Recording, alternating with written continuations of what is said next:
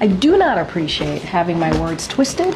That is, I have been very clear, very clear about what the president wants to do, and the vice president. We want to make sure that we deliver for the American people. They deserve a peaceful transfer of power, and that's what you're going to see. Thanks, everybody. That's White House press muppet Karine Jean-Pierre storming out of the room like a child after a Fox News reporter asked her about the Biden administration's inflammatory rhetoric about Trump. Welcome to Nerk News, I'm Nerkish, and it looks like liberals are maintaining their aversion to the truth to their own detriment. Here's Fox News senior White House correspondent Jackie Heinrich asking a simple question about the left's ridiculous fear-mongering for the past 4 years. As Gabe mentioned, this administration message to millions of Americans that they're going to wake up the day after the election if Trump won and have their rights stripped away, that democracy would crumble, and the president said today we're going to be okay. So how do you square that?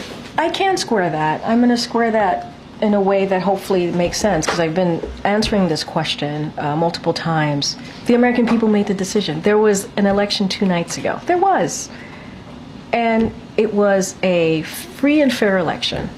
And we respect the election process. We do. And Americans spoke.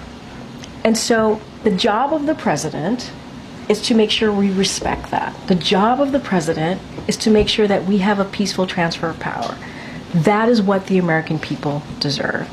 And that's what we're going to, it's not complicated. It's truly as simple as that. As simple as that. The president called, the president-elect invited him to the White House. You know why?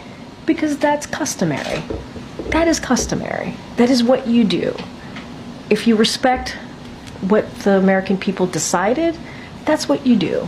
And that's what the president's going to make sure that the Trump transition has what it needs, which is being led obviously by our chief of staff here.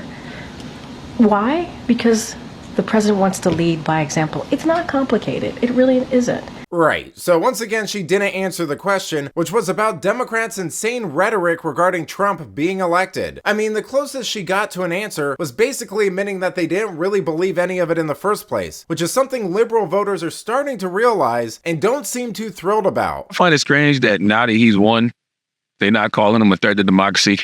They're not calling him a fascist. I mean, damn, they're not calling him anything. On Monday, they was just calling him that. I would think that, if you really believe that, then somebody's speech would be about how America effed up. And it just makes you wonder how much of it did they really believe, or how much of it was just politics. Well, I think it's pretty clear that they don't believe any of it. Just like in 2020 when Colbert asked Harris about accepting the VP nomination after implying Biden was racist, and she just laughed it off and said that's what you do during a debate. Liberals have been duped for a long time, and I think that this election has been a bit of a wake-up call for some, and they're going to start pushing back. And it won't just be establishment media hacks like CNN feeling the pain either. Liberals on alt media have been creating echo chambers for them too, and now huge channels like David Pakman have been melting down because thousands of people are unsubscribing after the election, which tells me that they didn't really appreciate being blindsided by this election because they were being lied to. But let me know what you think. Is this a turning point for the radical left and their echo chambers? Let me know in the comments. And if you enjoyed this video, please give it a like and subscribe to the channel. That stuff really does help us out. Until then, this has been Nerk News. Thanks for watching. Bye.